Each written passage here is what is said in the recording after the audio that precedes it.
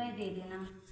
बहन जब भाइयों से विदा हुई तो आप लोग भी रास्ते में जो सुनिए भी मिला उसने माता जी यही का आशीष दी कि तुम कहानी 7 भाइयों पढ़ते की हुए बहन तुम्हारे भाई सुखी मेरी रहे बहू और तुम दोनों उनका कहानी पढ़ रही सुख हैं। देखो। सुहाग का आप लोग आशीष भी किसी सुनिए ने भी नहीं दिया। माता जी की कहानी। जब वह ससुराल पहुंची तो दरवाजे पर उसकी छोटी ननद खड़ी थी।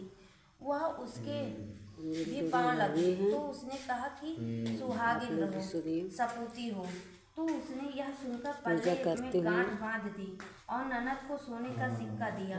तब भीतर गई तो सास ने कहा कि पति धरती पर पड़ा है, तो वह उसके पास जाकर उसकी सेवा करने के लिए बैठ गई।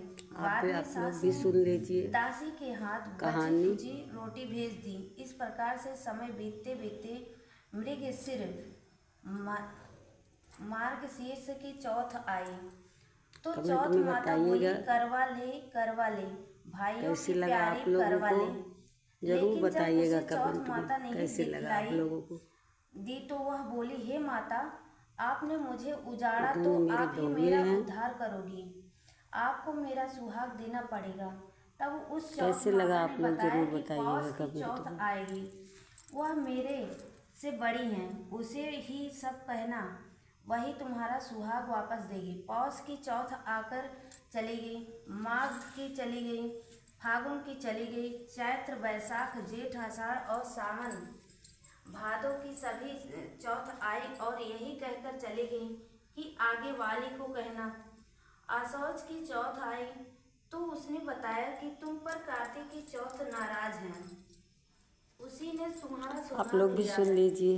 वही वापस कर सकती हैं, वही आएंगी तो पाँव कैसे कह रही है मेरी बहू बताकर वह भी चली गई।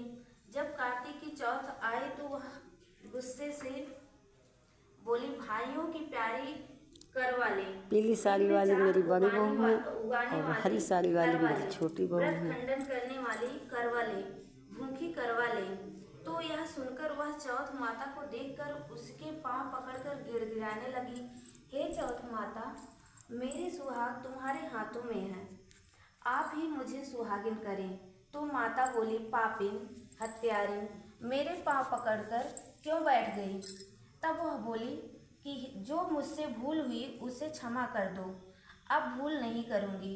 तो चौथ माता ने प्रसन्न होकर आँखों से काजल, नाखूनों से कुछ मेहंदी और टीके से रोली लेकर छोटी उंगली से उसके आदमी पर छींट दिया। तो वह उठकर बैठ गया और बोला कि आज मैं बहुत सोया। वह बोली, क्या सोए?